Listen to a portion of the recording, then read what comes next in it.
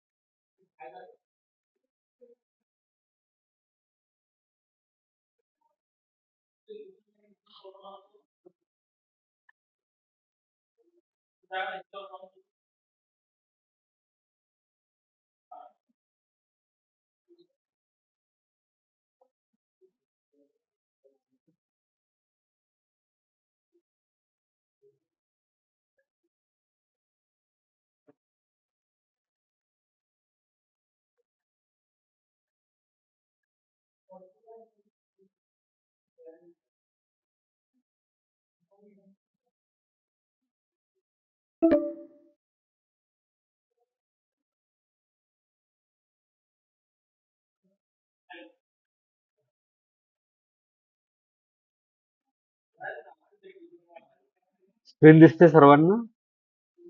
हा, शेअर केलेलं दिसतंय? दिसतंय. ठीक आहे. तर आपल्याला साधारणपणे या जे मुद्दे आपण दिलेले आहेत, तर याचे थोडक्यात एक माहिती द्यायची आहे. तुमचं मागच्या वर्षी BA ला ऍडमिशन होतं, तर त्यातल्या तुम्हाला बऱ्यापैकी गोष्टी माहीत आहेत. तरी आपण एकदा काय करूया की ह्या गोष्टींची पण तुम्हाला परत एकदा एक माहिती देईल. हे संपूर्ण BA भाग 2 च अभ्यासक्रम पूर्ण करताना तुम्हाला या सगळ्या गोष्टींचा बऱ्यापैकी उपयोग होईल. त्या संदर्भात आपण याच्या संदर्भात बोलणार आहोत. जसं मी तुम्हाला म्हणालो की आपलं जे ऍडमिशन प्रोसेस आहे, त्याच्यामध्ये ऍडमिशन फॉर्म भरणं आणि तो त्याची फी भरणं, एक्झाम फॉर्म भरणं, एक्झाम फी भरणं आणि हे आपल्या स्टडी सेंटरवर जमा करणं, इथपर्यंत तुम्हाला सर्वांनी ही प्रोसेस करायची आहे. त्याबद्दल मी तुम्हाला ऑलरेडी सांगितलेलं आहे. त्यानंतर तुमचं जे आपल्या ज्या काही आपलं जे संपूर्ण वर्ष आहे त्याच्या काही सूचना ज्या असतात त्या तुमच्या व्हॉट्सअप ग्रुपवर तुम्हाला मिळतील. त्याच पद्धतीने कसं आहे की या सूचना आपल्या वेबसाईटवर पण असतात. तर तिथं पण जाऊन तुम्ही सातत्यानं ते पाहणं आवश्यक आहे. म्हणजे इतिहास विषयाच्या सोबतच तुमचे दुसरे विषय जरी असतील, त्याची देखील सूचना या वेबसाईटवर येत आहे. तर तुम्हाला आपली डिस्टन्स वेबसाईट जेव्हा पाहायची आहे, तेव्हा काय करायला लागेल तुम्हाला, म्हणजे ते तुम्हाला वेबसाईटची माहिती मला द्यायची आहे आपल्या वेबसाईटची.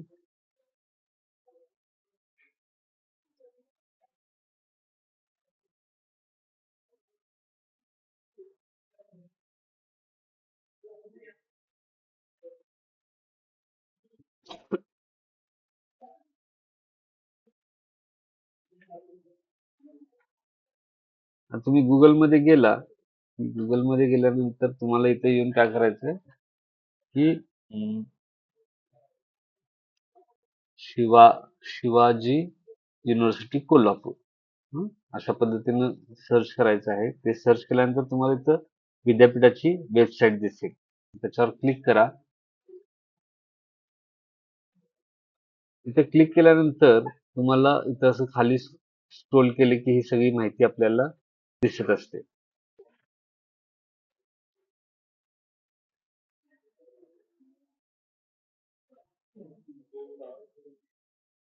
आता याच्यामध्ये इथं आल्यानंतर इथं वर तुम्हाला असे गोल टॅब दिसतील, गोल आकारातले पिवळ्या रंगाचे.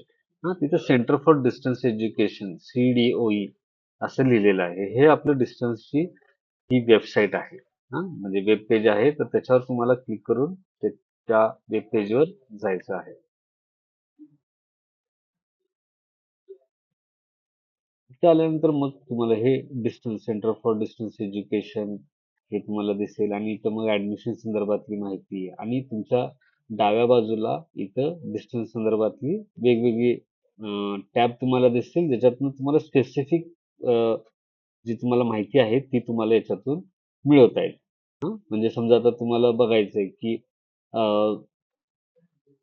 तुमच्या स्टडी सेंटरचा तुम्हाला कॉन्टॅक्ट नंबर नाही आहे समजा तुमच्याकडे, तर हे लर्नर सपोर्ट स्टडी सेंटर आहे. इथं जाऊन तुम्हाला त्याच्यावर तुम्ही क्लिक केलं, तुम्हाला इथं स्टडी सेंटरची लिस्ट, त्यांचे कॉन्टॅक्ट नंबर हे सगळं मिळतं. त्याच पद्धतीनं तुम्हाला समजा आता इथं ऑनलाईन नोटीस बोर्ड बघायचं आहे की नवीन काय सूचना आलेल्या आहेत. तुम्ही काय करायला हवं, सातत्यानं एक आठवड्यातनं एकदा तरी कमीत कमी हे ऑनलाईन नोटीस बोर्ड पाहणं आवश्यक आहे. कारण त्याच्यातनं काय होईल की तुम्हाला वेगवेगळे जे काही हे आहेत, म्हणजे असाइनमेंट सबमिशनची डेट असेल किंवा कुणाचे कॉन्टॅक्ट सेशन होणार असतील ते असेल किंवा काही गोष्टी सबमिट करायच्या असतील त्या संदर्भातली माहिती जी आहे ती या ऑनलाईन नोटीस बोर्डच्या माध्यमातून मिळू शकते. तर त्यासाठी या ऑनलाईन नोटीस बोर्ड याच्यावर तुम्ही क्लिक करून बघा. इथं आल्यानंतर मग तुम्हाला इथं दूरशिक्षणच्या संदर्भातली सगळी माहिती जी आहे, सगळे जे अपडेट्स आहेत, काही नोटीस असतील, काही सूचना असतील, तर या सगळ्या इथं तुम्हाला मिळून जातील. म्हणजे आता सध्या MBAच्या ऍडमिशनची एंट्रन्स एक्झामची माहिती आपल्याला 9 तारखेला इथं अपडेट केलेली दिसते. त्याची ऍडमिशन डेट वाढलेली दिसते. अशा पद्धतीचे आपल्याशी संबंधित म्हणजे BA सेकंड इयरशी संबंधित देखील माहिती तुम्हाला इथं मिळू शकते. तर हे एक तुम्ही सातत्यानं चेक करणं आवश्यक आहे. त्याच्याच खाली तुम्ही पाहिलं की इथं तुम्हाला सेल्फ लर्निंग मटेरियल असं लिहिलेलं दिसेल. तर याच्यावर तुम्ही क्लिक केलं की तुम्हाला आपल्याला जे काही पुस्तकं जी आपली आहेत, स्टडी मटेरियल जे आहे, ते तुम्हाला इथं PDF मध्ये पाहायला मिळेल. त्यासोबतच काही विषयांचे व्हिडिओ लेक्चर्स देखील आहेत. आपण आधी काही व्हिडिओ लेक्चर्स रेकॉर्ड केले, ते देखील तुम्हाला इथं पाहायला मिळतील. पहिल्यांदा मी सेल्फ लर्निंग म्हणजे PDF दाखवतो तुम्हाला तुमच्या विषयाचे. सेल्फ लर्निंग मटेरियल असं जिथं लिहिलेलं आहे, त्याच्यावर तुम्ही क्लिक करा. ते क्लिक केल्यानंतर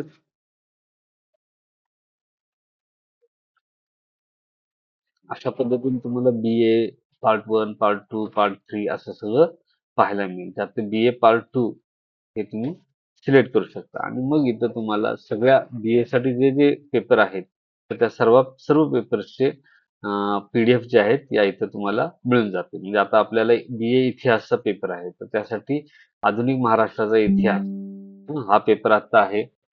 त्यासोबतच दुसरा पेपर जो आहे त्यातला तो भारताचा इतिहास आहे. त्यानंतर तिसरा एक IDS चा पेपर असतो इतिहासाशी संबंधित. तो देखील तुम्हाला इथं मिळून जाईल. भारतातील सामाजिक सुधारणा असा तो पेपर आहे. तर अशा पद्धतीने तुम्हाला या इथून या PDF ज्या आहेत त्या डाउनलोड करून तुमचा अभ्यास सुरू करता येईल. आपली सगळी BA ची पुस्तकं तयार आहेत. BA सेकंड इयरची तुमच्या अभ्यास केंद्रात ती आली असेल तर अभ्यास केंद्राकडून घ्या. अभ्यास केंद्राने समजा तुम्हाला म्हणाले की विद्यापीठातून घ्या असं म्हणाले, तर विद्यापीठातून पुस्तक घेण्यासाठी अभ्यास केंद्राचा सही शिक्का आणि शेरा की विद्यापीठातून पुस्तकं मिळावीत असा शेरा तुम्हाला घेऊन यावा लागेल. तर ही PDF आपली आहेत या आपल्या इतिहास विषयाची आणि दुसऱ्या पण विषयाची PDF तुम्हाला इथं मिळतील. ठीक आहे. आता इंग्लिश कंपल्सरी हा सगळ्यांना पेपर असतो, तर त्याची देखील पीडीएफ इथे तुम्हाला मिळून जाईल. त्यासोबतच आपल्याकडे आपण काय करतोय, की आज जसं मी मार्गदर्शन सत्र आयोजित केलेलं आहे, ज्याला आपण ओरिएंटेशन कोर्स असं म्हणतो. त्याच पद्धतीनं आपण कॉन्टॅक्ट सेशन देखील आयोजित करतो. तर ह्या कॉन्टॅक्ट सेशन असं लिहिलेली जी लिंक आहे डाव्या बाजूला, त्याच्यावर क्लिक केल्यानंतर तुम्हाला इथं कॉन्टॅक्ट सेशनच्या संदर्भातली माहिती मिळेल. आता इथं 24-25 अजून कॉन्टॅक्ट सेशन टाइम टेबल आलेलं नाही. त्यामुळे ते तुम्हाला दिसत नाही. मग आता मागच्या वर्षीचे कॉन्टॅक्ट सेशन जे आहेत ते तुम्हाला इथं दिसतात. म्हणजे ते कॉन्टॅक्ट सेशन टाइम टेबल इथं आपल्याला दिसतं. तसंच अजून एक महत्वाची लिंक आहे तुमच्यासाठी, ती आहे असाइनमेंट्स. असाइनमेंट्स म्हणजे आपण जे स्वाध्याय जमा करतो परीक्षेच्या आधी, तर त्या असाइनमेंट्सच्या संदर्भातली माहिती जी आहे ती या असाइनमेंट्स या टॅबवरून तुम्हाला मिळते. मग असाइनमेंट्सवर क्लिक केल्यानंतर तुम्हाला हे इथं असाइनमेंट सगळे मिळतात. हे बघा, हे मागच्या वेळेचे असाइनमेंट आहेत अकॅडमिक इयर 23-24 चे. आता नवीन असाइनमेंट इथंच अपलोड होतील. याच लिंकवर ते अपलोड होतील. इथनं तुम्हाला ते डाउनलोड करून सोडवता येईल. त्यासोबत एक्झामिनेशनचे टाइम टेबल वगैरे यासाठी ही लिंक आहे, जी आपल्याला एक्झामच्या वेबसाईटवर घेऊन जाते. त्यासोबत हॉल तिकीटची लिंक आहे. तर अशा पद्धतीने ह्या गोष्टी ज्या आहेत, तुम्हाला उपयुक्त ठरणाऱ्या ज्या गोष्टी ज्या आहेत, त्या या दूरशिक्षण केंद्राच्या वेबसाईटवर तुम्हाला अं, पाहायला मिळते.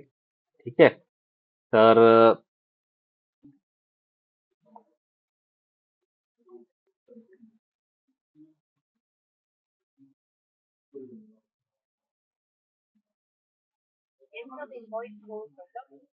एकच सेकंड. तर आपण यातलं जे वेबसाईटच्या संदर्भातला मुद्दा जो होता तो त्याच्याबद्दल चर्चा केली. एक्झाम पोर्टलची लिंक पण आपण तिथून पाहिलेली आहे.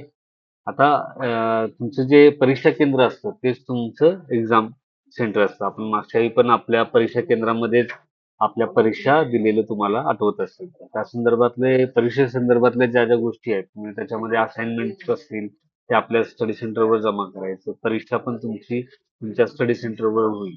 अशा पद्धतीने हे तुमचं परीक्षा अभ्यास केंद्र हेच तुमचं परीक्षा केंद्र म्हणून काम. आता आपण काय करूया, की BA अभ्यासक्रम जो आहे त्याच्या संदर्भात आपण थोडी माहिती घेऊया.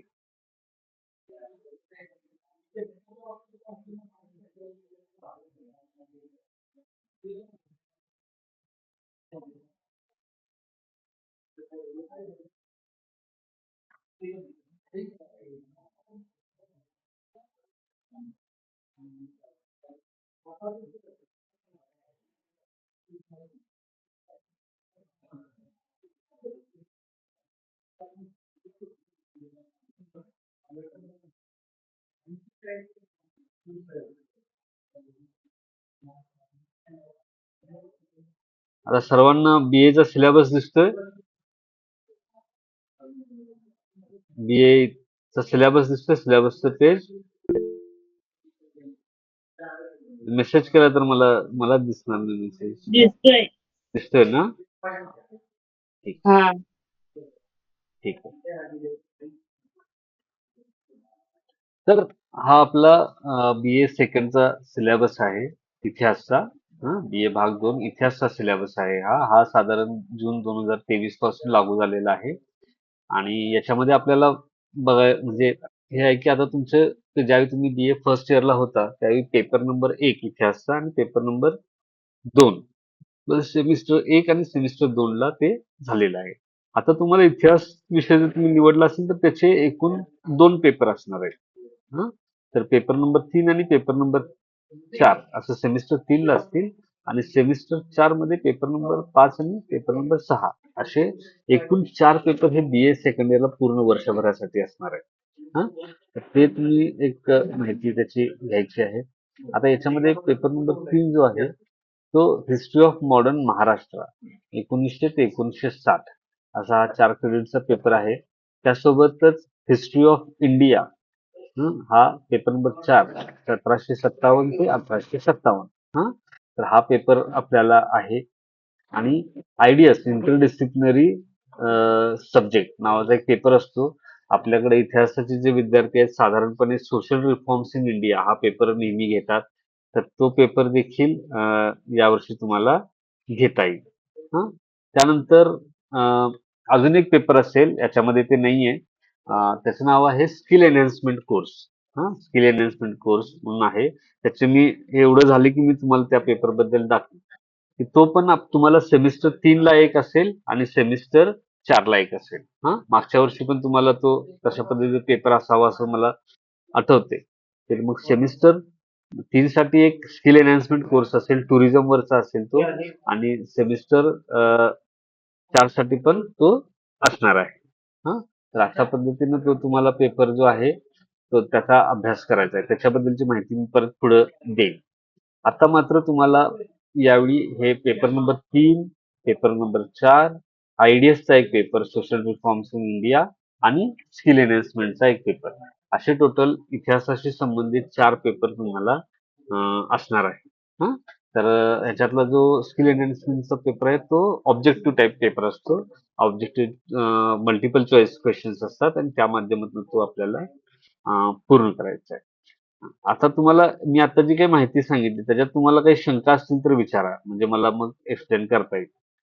आतापर्यंत जे काही मी सांगितलंय त्याच्यावर. कारण आता आपण काय करणार आहोत की पेपरबद्दल स्पेसिफिकली माहिती घेऊ आणि मग त्याच्यामध्ये काय काय आहे याची एक थोडक्यात माहिती आपण घेऊया आणि मग आपण पुढं कसं नेक कॉन्टॅक्ट सेशन वगैरे घेणार त्याच्याबद्दल मी थोडं सांगेन तुम्हाला. आता मी जे काही सांगितलंय चालू झाल्यापासून त्याच्या संदर्भात तुमच्या काही शंका असतील तर विचारा.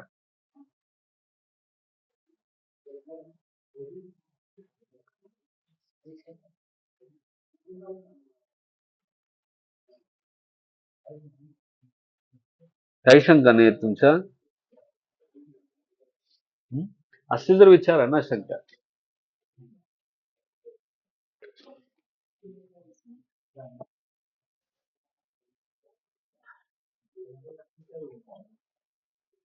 ठीक आहे, मग आपण पुढे जाऊया.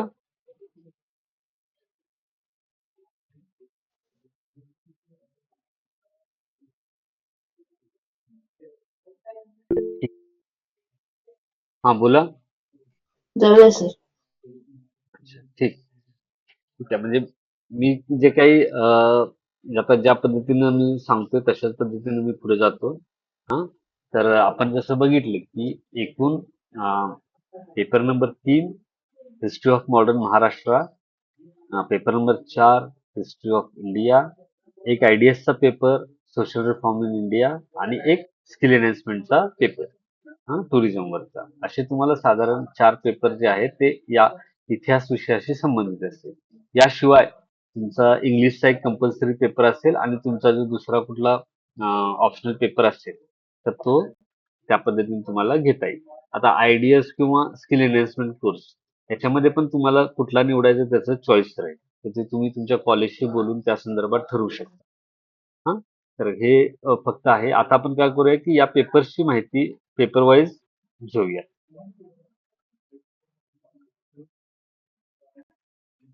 तर सेमिस्टर 3 मध्ये आपल्याला जो हा पेपर आहे हिस्ट्री ऑफ मॉडर्न महाराष्ट्र 1900 ते 1960 असं आपण याचं बघतोय.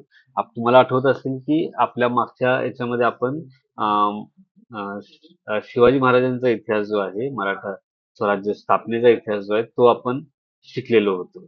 तर या सेमिस्टरमध्ये आपण काय करतोय की आता आधुनिक महाराष्ट्राचा इतिहास जो आहे तो आपण याच्यातून शिकणार आहे. म्हणजे 1919 ते 1960 म्हणजे महाराष्ट्र राज्याची स्थापना होऊपर्यंत एक महाराष्ट्रामध्ये कसं आधुनिकीकरण झालं, आधुनिक विचार कसे आले, महाराष्ट्रातल्या समाजाची जडणघडण कशी झाली, महाराष्ट्रात कुठल्या पद्धतीची आंदोलनं झाली, राष्ट्रवादाचा नेमका उदय आणि विकास कसा झाला, या सगळ्या गोष्टी आपल्याला या पेपरमध्ये अभ्यासायच्या आहेत. हां. The first 60 years of 20th century was a period of great upheaval in Maharashtra. म्हणजे ही महाराष्ट्रामध्ये 1900 ते 1960 हा जो सगळा काळ आहे, 20व्या शतकाचा पहिला भाग जो त्याला आपण म्हणतो, तर तो खूप महत्वाचा काळ आहे. म्हणजे आपलं जे आजचं दैनंदिन जीवन आहे ते त्या काळात काही घटना घडलेल्या होत्या. तर त्याच्या अनुषंगानं विकसित झालेला आहे. त्याचा खूप मोठा प्रभाव आपल्यावर या काळात पडलेला आहे. तर अशा त्या गोष्टी आहेत. The events and changes that took place during this period made lasting impact on the polity, society, economy of the region म्हणजे महाराष्ट्रावर.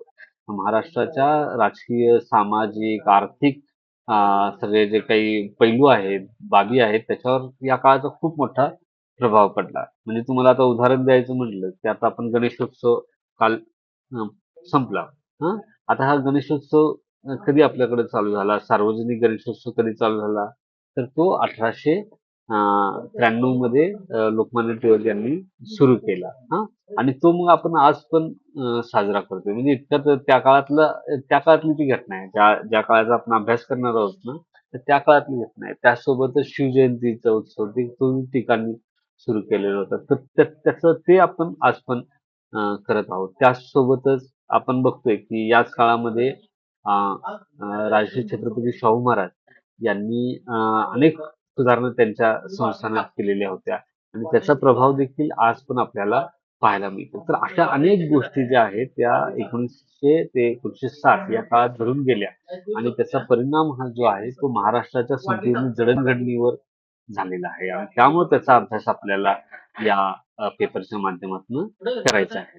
हां आणि याच्यामध्ये काय करणार आहोत आपण की ही जी सगळी महाराष्ट्र म्हणून स्वतःची जी ओळख या आपल्या प्रदेशाची झालेली आहे आणि त्यातून हे महाराष्ट्र राज्य 1907 ला अस्तित्वात आलं. संघर्षानंतर अस्तित्वात आलं. तर ते नेमकं कसं घडत गेले हे आपण पाहणार आहोत. या काळात ज्या काही महत्त्वाच्या ऐतिहासिक घटना आहेत किंवा महत्त्वाचे ऐतिहासिक बदल झालेले आहेत. हां, त्याचा देखील आपण अभ्यास त्याच्यातून करणार आहे, की ज्या घटनांच्या, या बदलांच्या प्रभावामुळे आता जो महाराष्ट्र आपण बघतोय आधुनिक महाराष्ट्र तो कसा अस्तित्वात आला हे आपण या माध्यमातून समजून घेणार आहोत. तर हा पेपर शिकल्यानंतर तुम्हाला काय माहिती मिळेल किंवा तुम्ही काय नवीन गोष्टी तुम्हाला कळतील, की ह्याच्यामध्ये तुम्हाला महाराष्ट्रामध्ये राष्ट्रवादी विचारांचा, राष्ट्रीय जागृती जी आहे महाराष्ट्रामध्ये ती कशा पद्धतीनं निर्माण झाली, कशी आरंभ झाली याची माहिती आपल्याला अ, याच्या माध्यमातून मिळेल. त्यासोबतच अ, जो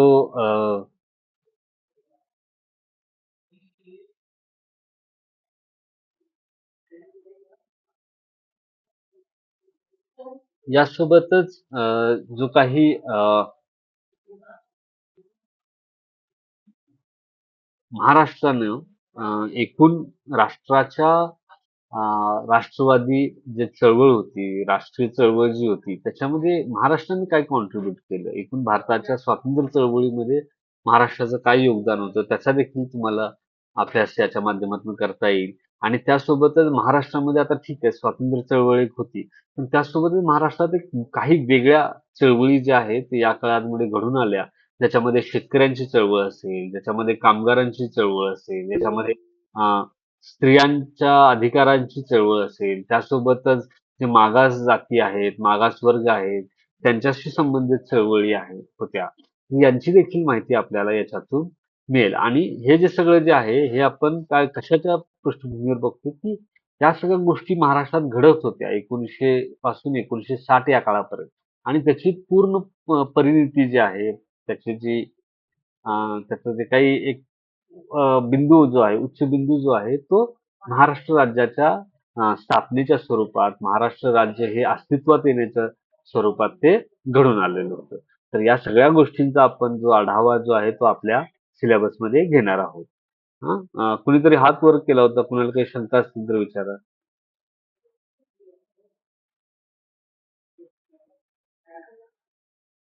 आहेत का शंका काही?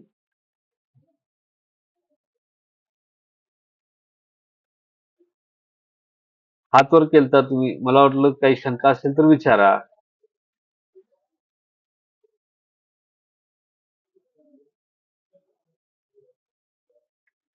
ठीक आहे. तर असं हे एक तुम्हाला याच्यातून जी काही माहिती मिळणार आहे त्याच्या संदर्भातलं तुम्हाला एक आढावा मी दिला. आता सिलेबसमध्ये नेमकं कसं आहे, तर ते एक थोडक्यात आपण त्याची माहिती पाहूयात. अ, पहिला जो याच्यातला एकूण 4 युनिट आहेत. 4 क्रेडिट्ससाठी आहे. हां.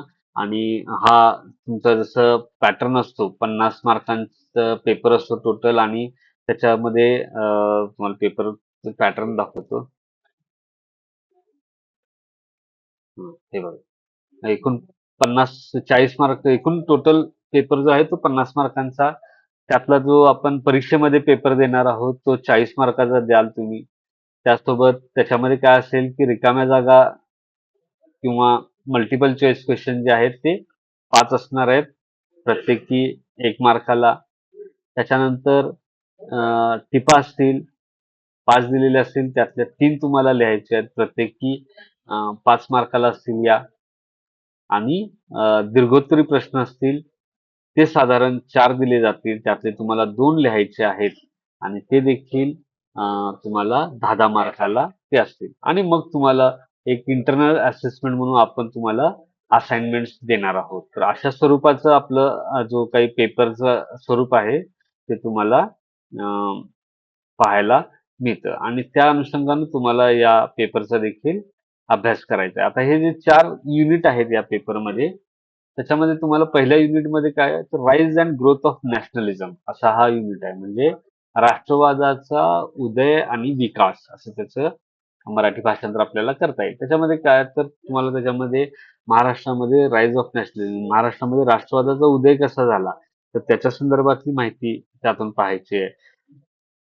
म्हणजे महाभारतामध्ये तुम्हाला माहित आहे की आधुनिक शिक्षण सुरू झालं. आधुनिक शाळा, इंग्रजी शाळा किंवा पाश्चात्य पद्धतीचे शिक्षण देणाऱ्या शाळा, कॉलेजेस निर्माण झाले आणि त्यातून हळूहळू मध्यम वर्गाचा उदय झाला आणि मध्यम वर्गामध्ये राष्ट्रीय भावनेचा उदय झाला. तर ही सगळी प्रोसेस घडून आली होती. तर त्याची माहिती आपल्याला या पहिल्या पॉइंटमध्ये मिळेल. त्याच्यानंतर भारताच्या या राष्ट्रवादाच्या उदयामध्ये गोपाळकृष्ण गोखले जे आहेत, गोपाळकृष्ण गोखले हे महात्मा गांधींचे गुरु मानले जातात. तर त्या गोपाळकृष्ण गोखले यांचं काही योगदान होतं यामध्ये. गोपाळकृष्ण गोखले हे मवाळ पंथ गट जो होता काँग्रेसमधला, राष्ट्रीय सभेमधला, त्या मवाळ गटाचे ते प्रतिनिधित्व पण करत होते. तर त्या गोपाळकृष्ण गोखले यांचं राष्ट्रवादाच्या उदय आणि विकासामध्ये काय योगदान होतं, तर त्याची माहिती आपल्याला घ्यायची आहे. त्यानंतर महाराष्ट्रातले दुसरे एक प्रसिद्ध नेते होते त्या काळात, ते लोकमान्य टिळक. तर या लोकमान्य टिळकांचं या संपूर्ण राष्ट्रवादामध्ये आणि त्याच्या विकासामध्ये कशा पद्धतीचं योगदान होतं. जसं मी आत्ता उल्लेख केला की गणेशोत्सव असेल, शिवजयंती असेल, तर या माध्यमातून कशा पद्धतीने टिळकांनी राजकीय जागृती केल्या किंवा काही आंदोलनं त्यांच्या नेतृत्वात केली गेली, या सगळ्यांचा अभ्यास जो आहे तो आपल्याला या युनिटमध्ये करायचा आहे. त्यानंतर दुसरं युनिट आहे तो आहे role of Maharashtra in national movement.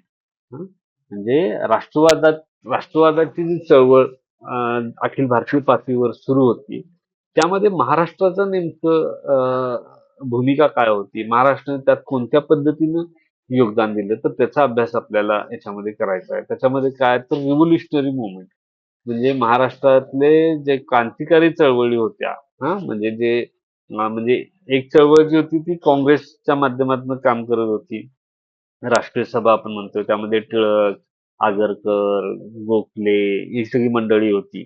आणि दुसरी होती की जे अं, अं, काय म्हणतात त्याला, अं, सशस्त्र लढा देणाऱ्या क्रांतिकारकांच्या चळवळी देखील महाराष्ट्रात होत होत्या. त्याच्यामध्ये सावरकर असतील किंवा आपले सावरकर, त्यांचे बंधू, असे सगळे बरेच लोक जे आहेत ती या क्रांतिकारी चळवळीमध्ये आपल्याला सहभागी झालेले दिसून येतात. तर त्याचा एक अभ्यास आपल्याला त्यातून करायचा आहे. त्यानंतर दुसरा जो पॉइंट आहे तो नॉन कॉर्पोरेशन मुवमेंट म्हणजे असहकार चळवळ, जी गांधीजींच्या नेतृत्वामध्ये काँग्रेसने असहकार चळवळ केलेली होती, तर ती महाराष्ट्रात नेमकी कशा पद्धतीने घडून आली, तर त्याचा एक आढावा आपल्याला या पॉइंट मधनं घ्यायचा आहे. असहकारचे नॉन कॉर्पोरेशन मुवमेंट म्हणजे असहकारचे. त्यासोबतच गांधीजींच्या नेतृत्वामध्ये सिव्हिल डिसओबिडियंट मुवमेंट म्हणजे सविनय कायदेभंगाची चळवळ झाली होती आणि ही चळवळ महाराष्ट्रात पण झालेली होती आणि महाराष्ट्रामध्ये जे सोलापूर शहर आहे तिथं या काळामध्ये मार्शल लॉ लागू झाला होता आणि इथं त्या जनतेने खूप मोठा लढा जो आहे तो या काळात दिला होता आणि त्याचा परिणाम स्वरूप तिथं जी काही अशांतता माजली होती तर त्यामुळे तिथं मार्शल लॉ केला होता. अनेक जणांना तिथं शिक्षा झाल्या, काही जणांना फासावर लटकवण्यात आलं. तर हे त्याची सगळी माहिती जी आहे ती आपल्याला या पॉइंटमधनं घ्यायची आहे. त्यासोबतच quit India movement with special reference to Patri Sarkar movement म्हणजे भारतामध्ये जी आपण चले जाव चळवळ म्हणून ओळखतो, ती चळवळ महाराष्ट्रात पण मोठ्या पद्धतीनं, मोठ्या प्रमाणात घडून आली होती. आणि त्याच्यामध्ये आपण विशेष लक्ष कशावर देणार आहोत या घटकामध्ये, तर जी सातारामध्ये पत्री सरकार त्याला आपण म्हणतो, त्याला काही जण प्रति सरकार, पत्री सरकार काही जण म्हणतात, ते मुळात प्रति सरकार म्हणजे पर्यायी सरकार, अशी ही जी चळवळ क्रांतिसिंह नाना पाटील यांच्या नेतृत्वात 1942च्या आंदोलनात सोबत सुरू झाली होती. तर त्याचा देखील अभ्यास आपल्याला या युनिटमधनं करायचा आहे. त्यानंतर जो तिसरा युनिट आहे, तर त्याच्यामध्ये आपल्याला सोशल मुव्हमेंट म्हणजे महाराष्ट्रामध्ये ज्या सामाजिक चळवळी झाल्या, तर त्याचा अभ्यास आपल्याला त्यातून करायचा आहे. जसं महाराष्ट्रात झालेल्या सामाजिक चळवळींचा अभ्यास आपल्याला यातून करायचा आहे. तर यामध्ये काय आहे, की कामगार आणि हे शेतकरी आणि कामगार यांच्याशी संबंधित ज्या चळवळी आहेत त्याचा अभ्यास आपल्याला करायचा आहे. तुम्हाला माहित असेल, की महाराष्ट्रामध्ये पहिल्यांदा कामगार संघटना म्हणजे एकूण भारतामध्ये पहिल्यांदा कामगार संघटनेची स्थापना जी आहे ती अ, अ, जे लोखंडे म्हणून महात्मा फुलेंचे सत्यशोधक चळवळीतले जे कार्यकर्ते होते त्यांनी ती केलेली आपल्याला माहित आहे. त्यासोबतच महाराष्ट्रामध्ये शेतकऱ्यांचा प्रश्न हा अत्यंत नेहमीच महत्त्वाचा राहिलेला आहे. महात्मा फुलेंनी देखील गुलामगिरी आणि शेतकऱ्यांचा असूड यातून या शेतकरी प्रश्नाच्या संदर्भात अ, मांडणी केली होती. त्यामुळे महाराष्ट्रात शेतकरी चळवळी देखील आपल्याला नंतरच्या काळात देखील उभ्या राहिलेल्या दिसतात. तर त्याचा एक अभ्यास आपल्याला यातून करायचा आहे. त्यानंतर याच घटकामध्ये आपल्याला वुमेन्स राईट्स म्हणजे स्त्रियांच्या अधिकाराच्या संदर्भातल्या ज्या चळवळी आहेत त्याचा देखील अभ्यास करायचा आहे, की महाराष्ट्रामध्ये स्त्रियांची परिस्थिती पूर्वी खूपच हलाखीची होती आणि 19व्या आणि 20व्या शतकामध्ये ज्या काही सुधारणा महाराष्ट्रात घडल्या, इथले जे समाजसुधारक असतील, त्यांनी जे काही प्रयत्न केले, त्यामुळं महाराष्ट्रामध्ये स्त्रियांच्या अधिकाराच्या संदर्भात अनेक प्रागतिक गोष्टी ज्या आहेत त्या घडून आलेल्या होत्या. तर त्याचा देखील अभ्यास आपल्याला याच्यात करायचा आहे. त्यासोबतच इमॅन्सिफिकेशन ऑफ बॅकवर्ड क्लास म्हणजे जे मागास वर्गाची मुक्ती, इमॅन्सिफिकेशन म्हणजे मुक्ती. यांची मुक्ती करण्याच्या दृष्टीने जे काही प्रयत्न झाले त्या संदर्भात. आता मुक्ती कशातून? त्यांना अस्पृश्य समजलं जायचं, तर अस्पृश्यतेचा नष्ट करण्याच्या संदर्भात महाराष्ट्रात काय झालं? त्याच्यानंतर त्यांना कुठल्याही पद्धतीचं शैक्षणिक ज्ञान मिळवण्याची संधी नव्हती किंवा ज्ञान मिळवण्याची संधी नव्हती. तर त्या संदर्भात महाराष्ट्रात काय झालं? त्यांना चांगल्या पद्धतीनं प्रगती करता यावी यासाठी त्यांच्यासाठी कोणत्या उपाययोजना केल्या गेल्या? तर त्या संदर्भात महाराष्ट्रात काय झालं? तर या सगळ्या गोष्टींचा आढावा जो आहे तो आपल्याला याच्यामध्ये घ्यायचा आहे. म्हणजे फुले, शाहू आणि आंबेडकर यांच्या कार्याचा देखील आढावा आपल्याला या सामाजिक चळवळी ज्या आहेत त्यातून आपल्याला घेता येईल. त्यानंतर चौथा जो युनिट आहे तो आहे संयुक्त महाराष्ट्र मूव्हमेंट म्हणजे जे महाराष्ट्रामध्ये पूर्वी महाराष्ट्र राज्य हे बॉम्बे प्रेसिडेन्सीचा भाग होता. बॉम्बे मुंबई प्रांत असं त्याला म्हणायचे. आणि त्यामध्ये कसं होतं की त्यामध्ये गुजरात पण समाविष्ट होता. पार सिंध जो पाकिस्तानचा भाग आहे ना, तो सिंध पासून खाली कारवारपर्यंत इतकं बेळगाव, कारवार हे सगळं त्या बॉम्बे प्रेसिडेन्सीचा भाग होतं. आणि हा जो आपला भाग जो आहे कोल्हापूर असेल, सांगली असेल, त्याच्यानंतर इकडे कर्नाटकातला काही भाग असेल, जत असेल, सोलापूर असेल, तर हे जे सगळे यातले काही भाग हे संस्थानाच्या ताब्यात होते. काही संस्थानं तिथं होती. त्यांच्यामार्फत त्यांचा कारभार चालायचा. त्यासोबतच नंतर जो काही इकडचा उस्मानाबाद, औरंगाबाद, लातूर, नांदेड हा जो सगळा भाग होता हा निजामाच्या राज्यात होता. निजाम जो हैदराबादचा निजाम होता त्याच्या राज्यात संस्थानाचा भाग होता. त्यासोबत नंतर नागपूर, जळगाव, त्यानंतर तुमचं गडचिरोली, चंद्रपूर हे जे आत्ताचे जिल्हे आहेत विदर्भातले हे जिल्हे जे अमरावती असेल, हे सगळे जिल्हे जे आहेत ते पूर्वी सेंट्रल प्रोव्हिन्सेस म्हणजे मध्य प्रांत म्हणून ओळखला जाणारा जो भाग होता, तर त्या भागामध्ये होते. तर अशा पद्धतीनं हे मराठी भाषिक वेगवेगळे भाग जे आहेत, प्रदेश जे आहेत, ते वेगवेगळ्या प्रशासकीय प्रांतामध्ये, विभागामध्ये विभागलेले होते. असं संपूर्ण मराठी लोकांचं, मराठी भाषिकांचं कुठलं एक राज्य अस्तित्वात नव्हतं. तर ते राज्य अस्तित्वात यावं म्हणून मराठी भाषिक लोकांनी आंदोलन उभं केलं आणि ते संयुक्त महाराष्ट्र आंदोलन म्हणून ओळखलं जातं. या आंदोलनामुळे आणि अशाच पद्धतीचे आंदोलन हे तामिळनाडू, त्याच्यानंतर आंध्र प्रदेश, तेलुगू भाषिकांचं आंध्र प्रदेश, कन्नड भाषिकांचं कर्नाटक, या सगळ्या राज्यामध्ये उभं राहिल्यानंतर भारतामध्ये भाषावार प्रांतरचना झालेली आपल्याला दिसून येते. तर या सगळ्या गोष्टींचा अभ्यास जो आहे तो आपल्याला या संयुक्त महाराष्ट्र मूव्हमेंट यामध्ये करायचा आहे. तर यामध्ये हेच आंदोलन पुढे चालावं म्हणून विविध पक्षातल्या नेते एकत्र येऊन इथल्या विचारवंत, कार्यकर्ते, अभ्यासक, लेखक हे सगळे एकत्र आले आणि त्यांनी संयुक्त महाराष्ट्र समितीची स्थापना केली.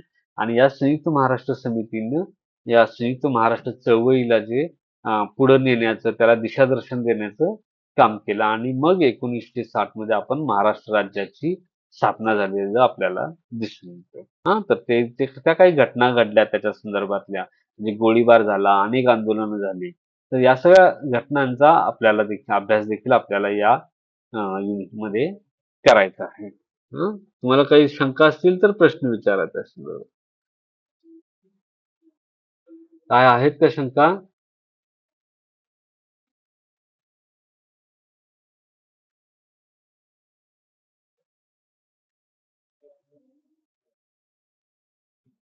मग आपण पुढे जाऊया. मला फक्त एक कॉल करायचा आहे. मी 1 सेकंडमध्ये कॉल घेतो आणि परत जॉइन होतो तुम्हाला. हं? हां. तर आपण बोलत होतो, की या पद्धतीनं हा जो पेपर आहे, या संदर्भात तुमच्या काही शंका असतील तर विचारा. मग आपण पुढचा पेपर घेऊया नाहीतर. नाही आहेत ना काही शंका? ठीक. नेक्स्ट पेपर आपण घेऊया. कुणाला शंका वाटली तर मध्ये थांबून तुम्ही विचारू शकता. हां. तर दुसरा पेपर आहे आपल्याला आता जो अभ्यासाचा आहे, त्याचं नाव आहे paper number 4 history of India.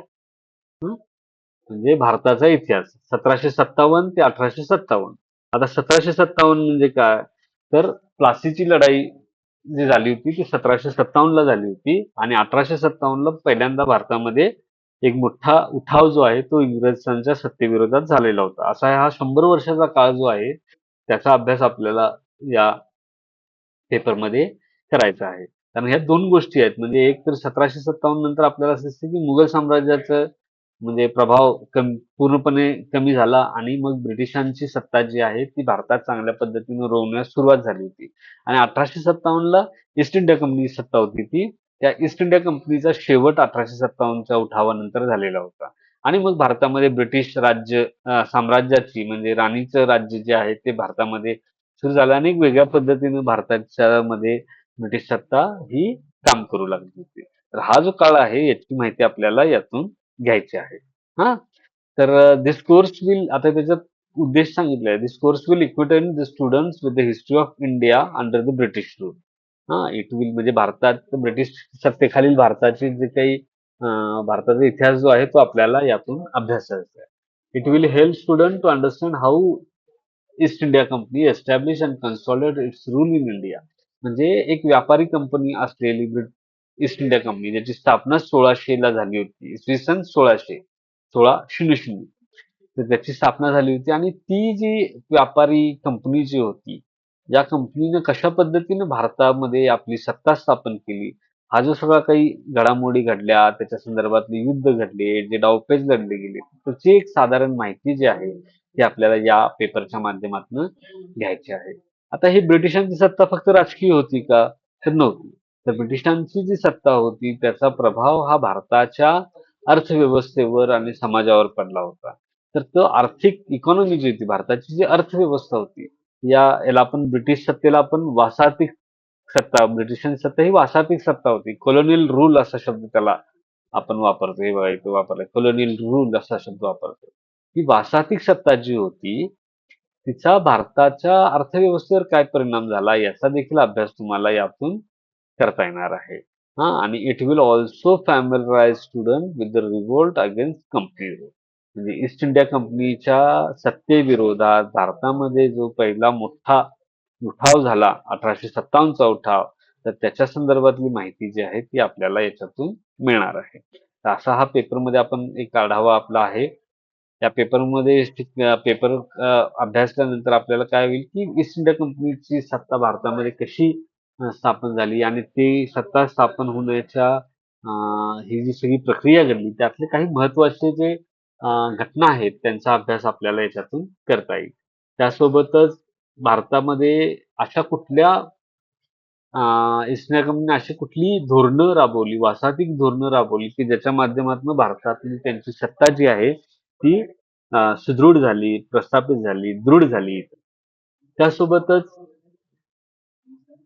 भारतीय जी अर्थव्यवस्था होती त्याच्यामध्ये या वासाहतिक सत्तेमुळे, ब्रिटिशांच्या सत्तेमुळे नेमके अशा त्याच्या स्वरूपामध्ये, अर्थव्यवस्थेमध्ये असे कुठले बदल झाले, त्याच्या संपूर्ण व्यवस्थेत असे कुठले बदल झाले, त्याचा एक आपल्याला अभ्यास त्याच्यातून करायचा आहे. आणि explain the various revolts against the rule of East India company. म्हणजे ईस्ट इंडिया कंपनीच्या विरुद्ध झालेले जे अनेक उठाव होते, त्यातला 1857चा एक उठाव होता. तर त्याची देखील माहिती आपल्याला याच्यातून घ्यायची आहे. अशा या पेपरमध्ये एकूण 4 मॉड्यूल आहेत.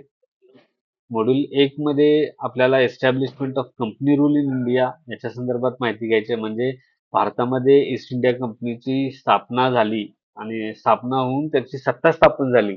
तर त्याची माहिती आपल्याला घ्यायची आहे.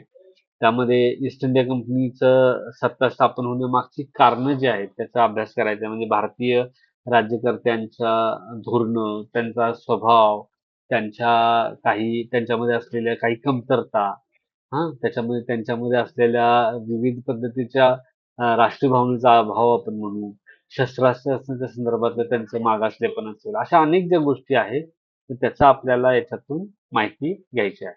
आता त्यासोबतच the struggle with native power, Bengal आणि म्हैसूर. म्हणजे ईस्ट इंडिया कंपनीची सत्ता स्थापन होताना पहिल्यांदा बंगालमध्ये सिराजुद्दौला याच्याबरोबर ब्रिटिशांचा संघर्ष झाला, जो बंगालचा नवाब होता. त्यानंतर म्हैसूरमध्ये टिपू सुलतानशी ईस्ट इंडिया कंपनीचा संघर्ष झाला. जो श्रीरंगपट्टम इथं कर्नाटकामध्ये त्याची सत्ता होती आणि या दोघांना पराभूत केल्यानंतर मग ब्रिटिशांची सत्ता भारतात थोडी दृढ व्हायला सुरू झाली होती. म्हणजे 1757ला त्यांनी प्लासीच्या लढाईत सिराजुद्दौलाचा पराभव केला आणि 1799 मध्ये म्हैसूर मध्ये जी श्रीरंगपट्टमची लढाई आहे तिथं त्यांनी टिपू सुलतानचा पराभव केला. तर या सगळ्या त्यांचा सत्ता संघर्ष जो झाला तर त्याची माहिती आपल्याला याच्यातून घ्यायची आहे. त्यासोबतच ब्रिटिशांची मराठ्यांशी देखील युद्ध झालं. मराठ्यांच्या सोबत त्यांची एकूण 3 युद्ध झाली आणि तिसरं इंग्रज मराठा युद्ध जे होतं त्यामध्ये बाजीराव पेशव्याचा पराभव झाला आणि 1818 मध्ये मराठ्यांची सत्ता लोप पावून इथं ब्रिटिशांची सत्ता आली. तर ही जी सगळी घडामोड आहे त्याचा अभ्यास आपल्याला या पॉइंटमध्ये करायचा आहे. त्यानंतर दुसरं युनिट आहे तो मेकिंग ऑफ कॉलोनियल पॉलिसी असा आहे. मेकिंग ऑफ कॉलोनियल पॉलिसी मध्ये आपल्याला काय करायचं आहे तर अभ्यास करायचा आहे. तर यामध्ये आपल्याला ब्रिटिशांचं भारतातलं धोरण जे आहे वासाहतिक धोरण ते नेमकं कसं आकाराला आलं आणि ते कशा पद्धतीचं होतं याचा आपल्याला अभ्यास करायचा आहे. तर यामध्ये पहिला पॉइंट आहे ड्युअल गव्हर्नमेंट. म्हणजे त्याला दुहेरी राज्यव्यवस्था असं आपण म्हणतो. ड्युअल म्हणजे दुहेरी, म्हणजे एकाच वेळी 2 म्हणजे ड्युअल. तर त्याला आपण ड्युअल गव्हर्नमेंट असं म्हणतो. तर ती रॉबर्ट क्लाइव्ह यानं सुरू केलेलं शासन प्रकार होता.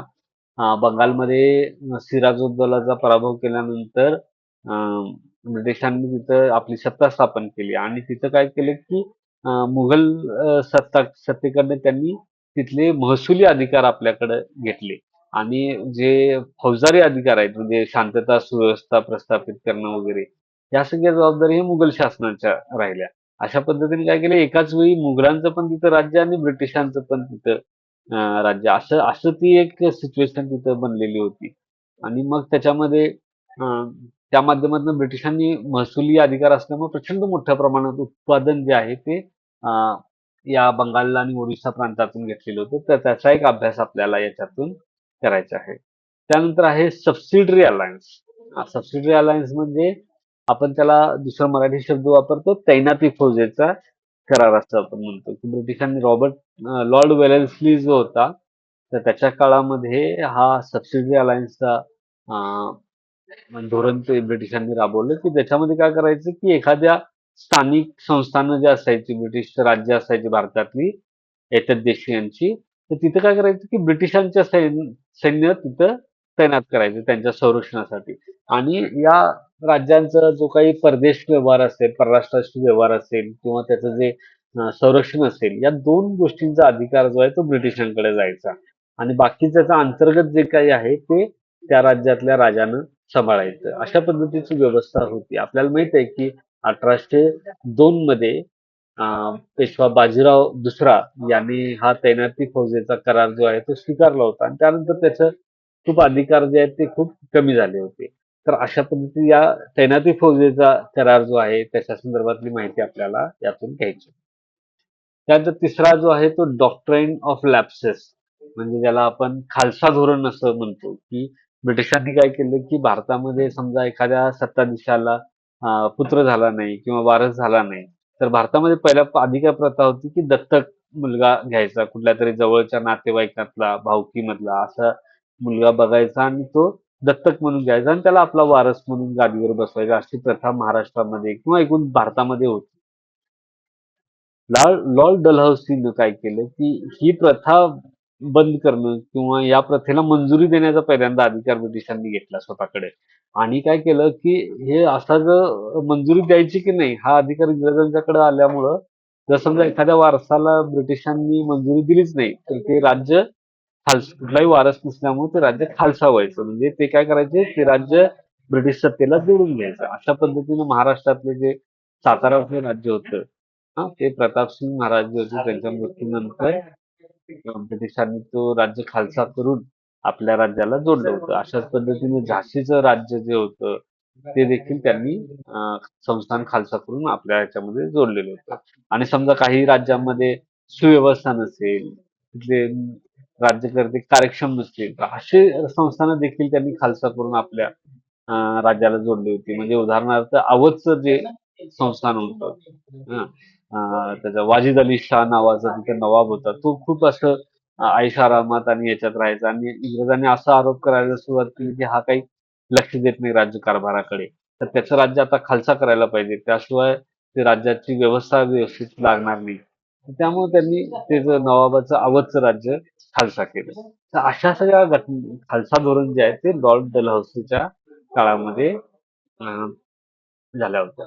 आणि याच खालसा धोरणाचा परिणाम पुढे 1857च्या उठावामध्ये झालेला आपल्याला दिसून येतो. त्यानंतर तिसरा जो युनिट आहे तो आहे मेकिंग ऑफ कॉलोनियल इकॉनॉमी म्हणजे वासातिक काळातली जी अर्थव्यवस्था होती ती नेमकी कशी घडली तयार झाली त्याची माहिती आपल्याला त्याच्यातनं घ्यायची आहे. आता याच्यामध्ये काय पहिल्यांदा आपण बघणार तर लँड रेव्हेन्यू सेटलमेंट असं बघणार म्हणजे जमीन महसूल व्यवस्था जी आहे ती ब्रिटिशांनी कशा पद्धतीने प्रस्थापित केली. मग त्याच्यामध्ये त्यांनी 3 प्रकारच्या ज्या व्यवस्था आहेत त्या ब्रिटिशांनी आणलेल्या आपल्याला दिसतायत. तर त्यातलं काय होतं, तर त्यातली पहिली जी व्यवस्था होती, ती होती पर्मनंट सेटलमेंट म्हणजे कायमधारा पद्धत आपण त्याला असं म्हणतो. तर ती कायमधारा पद्धत जी आहे, ती ब्रिटिशांनी स्थापन केलेली होती आणि ही बंगाल आणि ओरिसा आणि बिहार या प्रांतामध्ये मोठ्या प्रमाणामध्ये होती. मग याच्यामध्ये एक जमीनदार निवडला जायचा आणि त्या जमीनदाराला एक मोठी जमीन जी आहे, की त्याला त्याचा सारा वसुलीसाठी दिली जायची. आणि त्याच्याकडनं ॲडव्हान्समध्ये त्याचा सारा वसूल केला जायचा आणि मग जमीनदार काय करायचा त्या जमिनीवर वेगवेगळ्या संपूर्ण प्रदेशावर वेगवेगळी कुळं जी असायची शेतीवर कसणारी तर त्यांच्याकडनं तो आपला शेतसारा वसूल करायचा.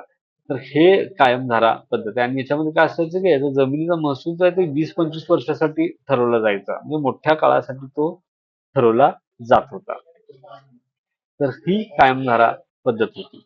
तर याच्यामुळं शेतकऱ्यांचं मोठ्या प्रमाणात शोषण होत होतं आणि इंग्रज आणि शेतकरी म्हणजे प्रजा आणि इंग्रज सत्ता याच्यामध्ये एक जमीनदारांचा एक वेगळा वर्ग जो आहे तो या काळामध्ये निर्माण झाला आणि हाच जमीनदारांचा वर्ग नंतर बंगालमध्ये भद्र लोक म्हणून ओळखला जायला आपल्याला सुरुवात झालेली दिसते.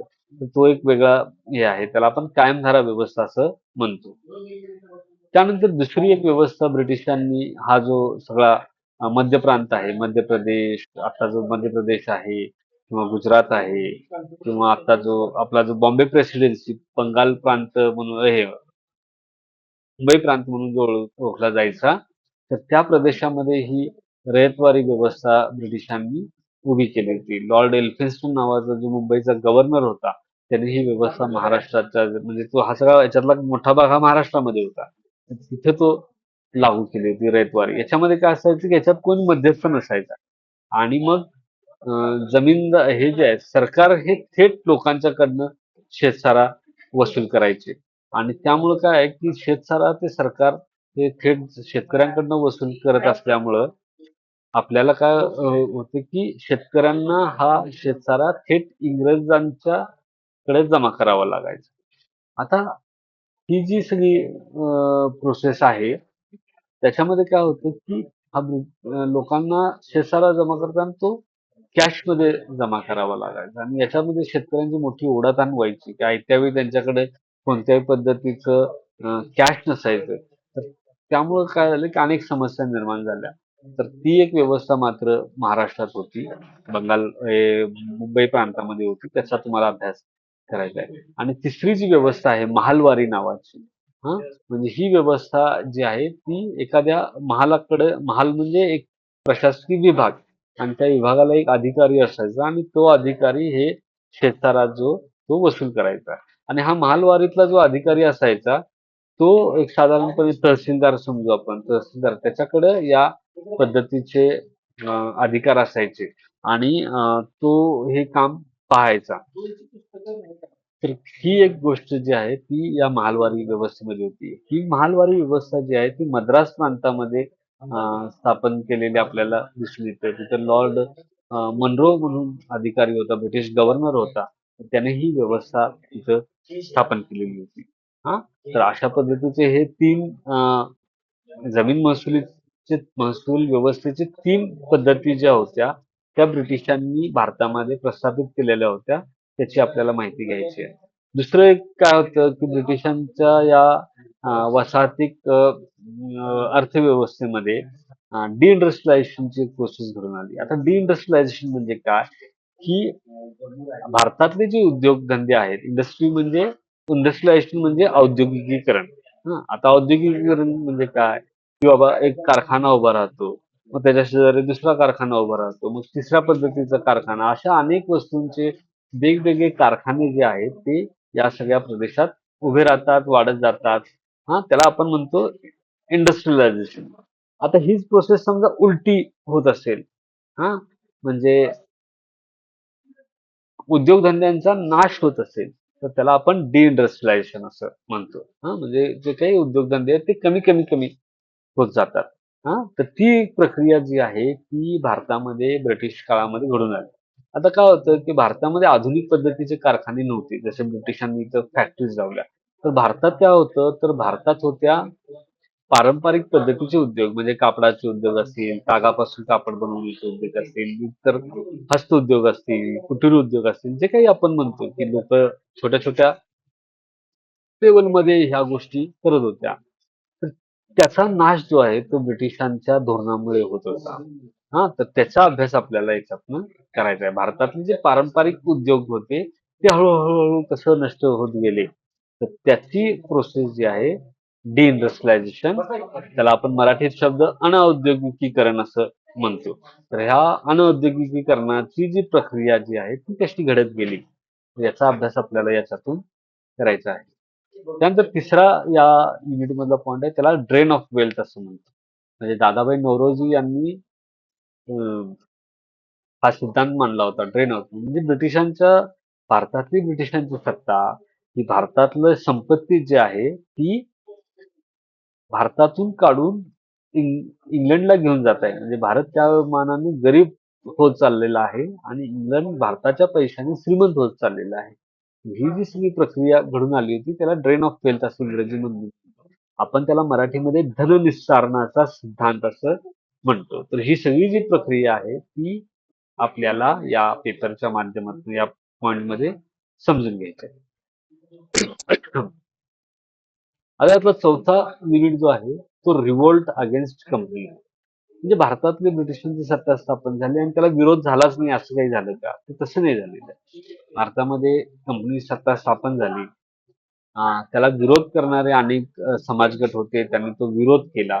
त्यामध्ये आदिवासींचं रिव्होल्ट, आदिवासींचं बंड जे आहे ते मोठ्या प्रमाणात झालं. म्हणजे संताळ आदिवासी वगैरे जे होते त्यांनी हे उठाव केलेले होते. संताळांचा उठाव असेल, भिल्लांचा उठाव असेल. तर हे सगळं झालेलं होतं. त्याची एक माहिती आपल्याला घ्यायची आहे. हे जंगल कायदे ब्रिटिश भारतात आल्यानंतर त्यांनी जंगल कायदे लागू केले. आणि अधिकारी हे आदिवासी समजायचे की जंगल हे त्यांच्या मालकीचे, कारण ते तिथं राहायचे, त्याचा वापर करायचे जंगलातल्या गोष्टी. आणि ब्रिटिशांनी जंगल कायदे केल्यामुळे त्याच्यावर बंधनं आली. फॉरेस्ट ऍक्ट आपण त्याला म्हणतो. तर त्यातून आदिवासी आणि ब्रिटिश सत्ता यांच्यामध्ये संघर्ष निर्माण झाला आणि त्याचा परिणाम जो आहे तो आदिवासींच्या अनेक उठावामध्ये आपल्याला झालेला दिसून येतो. तर त्याची एक माहिती आपल्याला या पॉइंटमध्ये घ्यायची आहे. त्यानंतर 1857चा जो उठाव झाला तर तो एक खूप मोठा उठाव जो आहे तो भारतामध्ये घडून आला. 1857 मध्ये भारतात ब्रिटिश सैन्यातल्या भारतीय सैनिकांनी उठाव केला.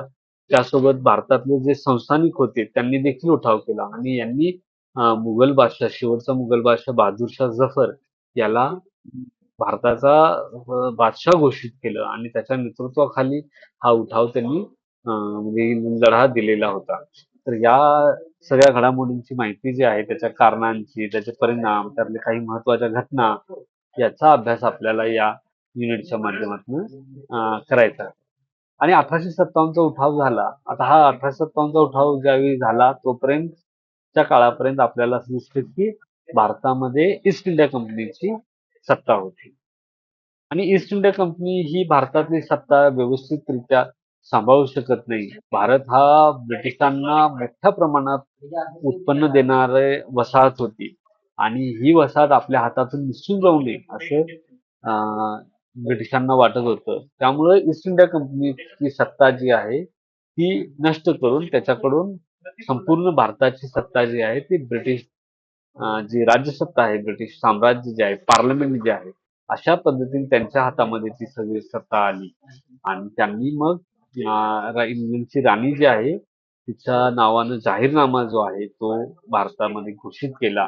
तर क्वीन्स प्रोक्लेमेशन असं त्याला आपण म्हणतो. राणीचा जाहीरनामा तो 1858 मध्ये म्हणजे 1857चा उठाव पूर्णपणे दडपून टाकल्यानंतर हा जाहीरनामा जाहीर करण्यात आला आणि त्याच्यामध्ये भारतीय लोकांना अनेक पद्धतीच्या सवलतींची घोषणा आणि भारतीय लोकांशी कशा पद्धतीने व्यवहार केला जाईल या संदर्भातलं जाहीर आश्वासन जे आहे ते इंग्लंडची राणी व्हिक्टोरिया हिनं दिलेलं आपल्याला दिसतं. तर अशा पद्धतीनं हा संपूर्ण अभ्यासक्रम जो आहे तो आपल्याला याच्यामध्ये पाहायचा आहे. ठीक आहे. तर याच्यात कुणाला काही शंका आहे? शंका असेल तर माईक चालू करून बोला.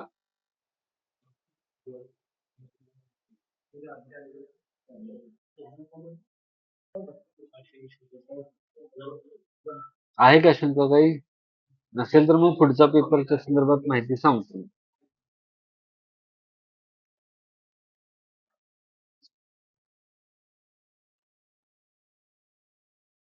ठीक. दुसरा एक पेपर आहे तो सोशल रिफॉर्म्स इन इंडिया नावाचा पेपर आहे. तर या पेपरमध्ये आपल्याला काय करायचंय की भारतातल्या ज्या समाज सुधारणा आहेत त्याच्या संदर्भातली माहिती आपल्याला याच्यातून घ्यायची आहे. म्हणजे या कोर्सच्या माध्यमातून भारतामध्ये सामाजिक आणि धार्मिक सुधारणा ज्या काही घडल्या 19व्या शतकामध्ये, 20व्या शतकामध्ये, तर त्याची माहिती आपल्याला घ्यायची आहे. आणि त्यातून काय होईल की भारतामध्ये जी आधुनिक भारताची जडणघडण झाली, आजचा जो भारत आहे त्याच्यामध्ये ज्या गोष्टी या काळात रुजल्या त्याची माहिती तुम्हाला होईल. भारतामध्ये जे प्रबोधन काळ ज्याला मानला जातो त्या काळात तो काळ कसा आला? भारतामध्ये विवेकवाद, मानवतावाद, विश्वबंधुत्व हा जो विचार आहे तो या आधुनिकतेमुळे आला आणि त्याच्या माध्यमातून काही समाज सुधारणा घडून आल्या. तर ते सगळं आपल्याला याच्या माध्यमातून समजून घ्यायचं आहे. हा, तर याच्यात आपण काय करणार आहोत, याच्यामुळे काय होईल की तुम्हाला या ज्या समाज सुधारणा होती त्याचे काही वैशिष्ट्य जे आहेत सामाजिक आणि धार्मिक सुधारणा होती, ती वैशिष्ट्य माहित होतील. त्यासोबतच महात्मा फुले यांचं जे काही ज्यांनी जे एकदम क्रांतिकारी बदलांच्या संदर्भात भारतीय समाजामध्ये क्रांतिकारी बदल करण्याच्या दृष्टीनं जी काही मांडणी केली, जे काही काम केलं, तर त्याची माहिती तुम्हाला होईल. त्यासोबतच राजर्षी शाहू महाराज यांनी अं, जे मागास वर्ग आहे आणि स्त्रिया जे आहेत त्यांच्या उत्थानासाठी, त्यांच्या प्रगतीसाठी, त्यांच्या मुक्तीसाठी जे काही प्रयत्न केले, तर त्याची माहिती देखील आपल्याला या अभ्यासक्रमाच्या माध्यमातून करून द्यायची आहे. त्यासोबतच डॉक्टर बाबासाहेब आंबेडकर यांनी जाती व्यवस्था नष्ट करण्यासाठी जे काही विचार मांडले, आणि भारतातली अस्पृश्यता नष्ट करण्यासाठी, तर त्याची माहिती आपल्याला याच्यातून घ्यायची आहे. आणि त्याचबरोबर भारताचं संविधान ज्यावेळी निर्माण झालं आणि त्याच्यामध्ये सामाजिक न्याय आणि समता ही जी मूल्य काही या संविधानामध्ये आली, तर त्याचं नेमकं कशी ती निर्माण झाली किंवा ती कशा पद्धतीने आली याची देखील माहिती आपल्याला यातून मिळेल.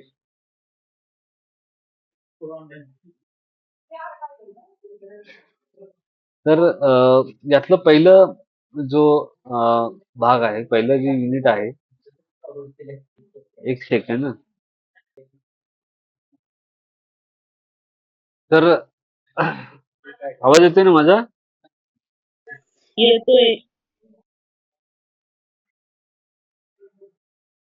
तर याच्यामध्ये आपण 4 युनिट आहेत. त्याच्यामध्ये महाराष्ट्रातले म्हणजे भारतातले जे काही पहिल्या युनिटमध्ये आपण बघू की सामाजिक आणि धार्मिक सुधारणा चळवळी ज्या झाल्या, त्याच्यामध्ये राजा राममोहन राय आणि ब्रह्मो समाज असेल, स्वामी दयानंद सरस्वती आणि आर्य समाज असेल, स्वामी विवेकानंद आणि रामकृष्ण मिशन असेल, याची माहिती आपल्याला घ्यायची आहे. म्हणजे याच्यामध्ये तुम्ही बघाल की सती व्यवस्थेचा विरोध असेल, त्याच्यानंतर बालविवाह, विधवा विवाह, या ज्या सगळ्या संदर्भातल्या ज्या सुधारणा या काळात झाल्या, हे साधारणपणे उत्तर भारत आणि बंगाल या भागात या सुधारणा झालेल्या होत्या.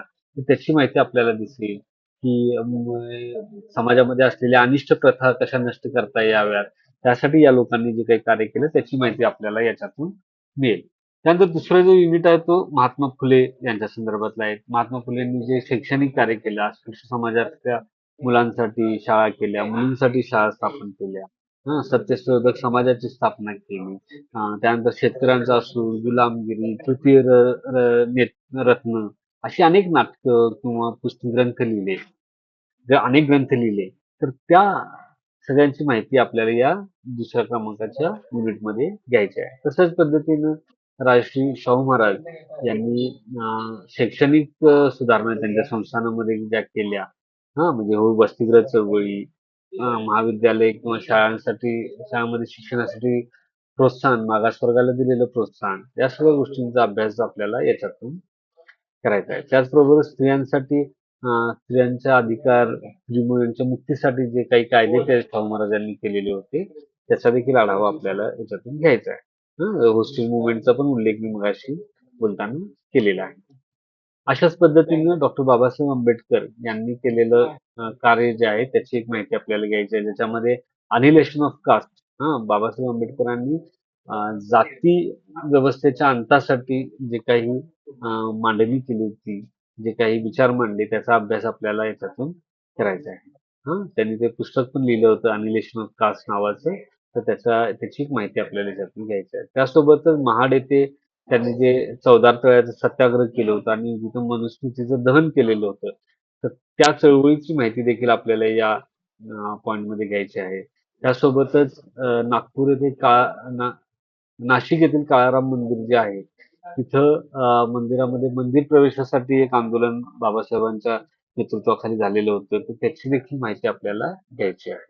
आणि सगळ्यात शेवटी डॉक्टर बाबासाहेब आंबेडकर हे संविधान जी निर्मिती झाली त्या समितीमध्ये होते. मसुदा समितीचे अध्यक्ष होते. तर त्यांनी त्यांचे विचार आणि हे जे सगळं सामाजिक न्यायासंदर्भातले त्यांचे जे विचार होते, सोशल जस्टिस, सामाजिक न्याय आणि समता या संदर्भात त्यांचे जे विचार ते आपल्याला संविधानात देखील आलेले दिसतात. तर त्याची एक माहिती जी आहे ती आपल्याला या युनिटमधनं घ्यायची आहे. तर अशा पद्धतीनं हा युनिट जो आहे तो आपल्याला म्हणजे हे जे पेपर आहेत त्याच्यामध्ये महाराष्ट्रातल्या ज्या भारतातल्या ज्या सामाजिक सुधारणा आहेत त्याची माहिती आपल्याला याच्यातून घ्यायची आहे. ठीक आहे. तर यामध्ये काही अडचणी आहेत, काही शंका आहेत.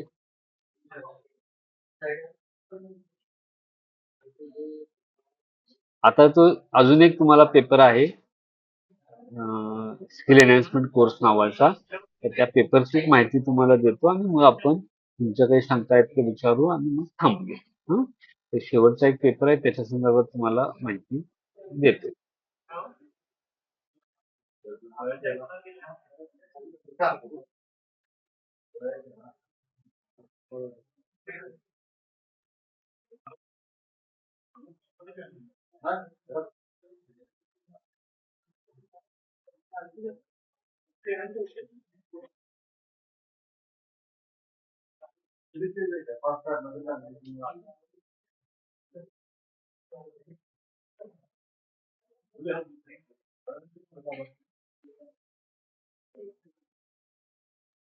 तर असा हा BA सेकंड इयर साठी तुम्हाला स्किल एनहान्समेंट कोर्स असा एक अभ्यास पेपर आहे आणि तुम्हाला यापैकी कुठलाही हे जे सगळे पेपरच्या समोर दिलेले आहेत त्यापैकी कुठलाही एक विषय निवडता येतो. साधारणपणे इतिहास विषय ज्यांचा आहे ते historical tourism in Maharashtra semester 3 साठी आणि historical tourism in India semester 4 साठी यांची निवड करतात. तुम्ही तुमच्या सोयीनुसार तुमच्या कॉलेजच्या सल्ल्यानुसार यामधले पेपर निवडू शकता.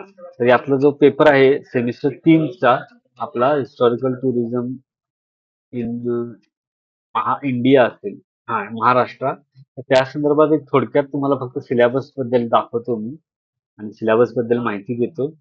हिस्टॉरिकल टुरिझम इन महाराष्ट्र म्हणजे महाराष्ट्रातलं ऐतिहासिक पर्यटन. याचं हा पेपरचं नाव आहे. या पेपरमध्ये आपल्याला 2 युनिट आहेत. एक पर्यटन म्हणजे काय? त्याच्या संदर्भात युनिट आहे. म्हणजे त्यात पर्यटनाची व्याख्या आहे, पर्यटनाचे प्रकार आहेत, आणि पर्यटकांचे प्रकार आहेत आणि पर्यटनाचे प्रकार आहेत. तर या 2 मिनिटं बसल्या. पर्यटनाची व्याख्या, पर्यटकांचे प्रकार आणि पर्यटनाचे प्रकार. म्हणजे पर्यटक म्हणजे जे भेट द्यायला आलेले आहेत अशी लोक आणि पर्यटन म्हणजे ही जी सगळी भेट देणं, पाहणं ही जी सगळी ऍक्टिव्हिटी असते त्याला आपण पर्यटन असतो. त्याची एक माहिती आपल्याला याच्यातून सगळी घ्यायची आहे. आता दुसरं जो यातलं युनिट आहे तो अजंठा, एलोरा, दौलताबाद सर्किट. म्हणजे अजंठा, एलोरा म्हणजे वेरूळ आणि दौलताबाद हा जो औरंगाबाद जवळचा देवगिरीचा किल्ला पण तिथं आहे ना, तर ती जागा. तर या भागातल्या पर्यटन स्थळांची माहिती आपल्याला घ्यायची आणि तिथली काही वैशिष्ट्य असतील, त्याचं थोडं ऐतिहासिक माहिती जी आहे ती आपल्याला याच्यातून घ्यायची आहे. याच्यामध्ये काय की अजंठाची जे लेणी आहेत, तिथं काही भिंतीवर त्या लेण्यांच्या भिंतीवर काही चित्र काढलेली आहेत. त्यात रंगांचा वापर आहे. तर या पेंटिंगचा अभ्यास आपल्याला याच्यातून करायचा आहे. त्यासोबतच इथं एलोरा इथं ज्या लेणी आहेत आणि त्या लेण्यांमध्ये ज्या मूर्ती आहेत तर त्यांचा देखील अभ्यास आपल्याला याच्यातून करायचा आहे, मूर्त्यांचा आणि लेण्यांचा. त्यासोबत जो शेवटचा मुद्दा आहे तो आहे दौलताबाद इथल्या मॉन्युमेंट्स. म्हणजे दौलताबाद मध्ये जे काही वास्तू आहेत तर त्या वास्तूंच्या माध्यमातून ज्या काही वास्तूंचं महत्व म्हणजे ते जो दौलताबादचा किल्ला, देवगिरीचा किल्ला असतो म्हणून ओळखला जातो. तिथं एक मिनार आहे, त्या मिनार बद्दलची, त्या दौलताबादच्या किल्ल्याचं वैशिष्ट्य, अशा सगळ्या गोष्टींची माहिती जी आहे ती आपल्याला याच्यातून घ्यायची. असे 2 युनिट आहेत. अं, दोन दोन युनिट हे 2 क्रेडिटसाठी आहेत हा पेपर, पूर्ण पेपर.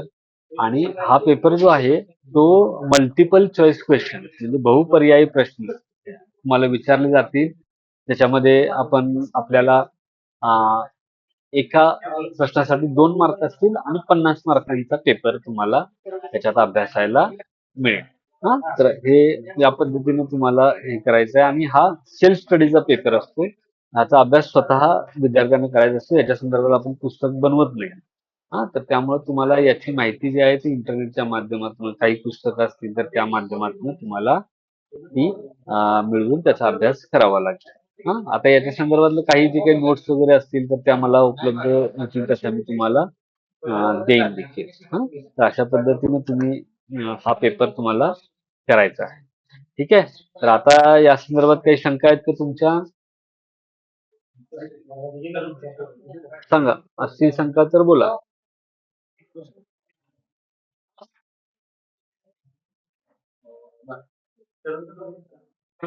ठीक आहे. तर आहेत त्या शंका? कुणाला काही शंका असतील तर विचारा.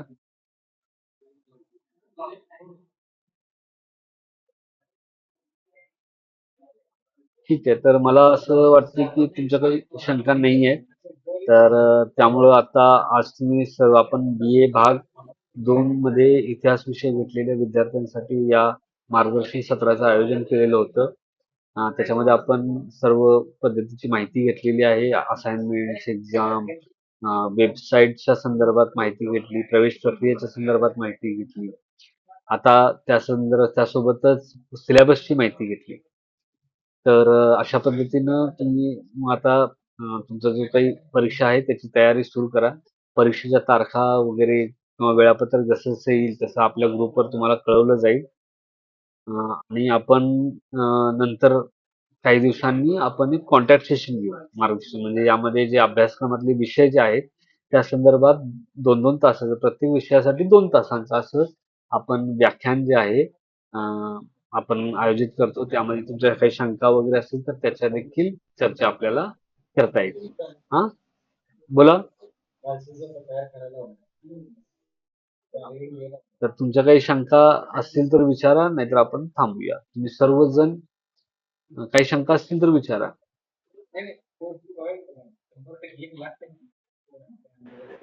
Excuse me sir.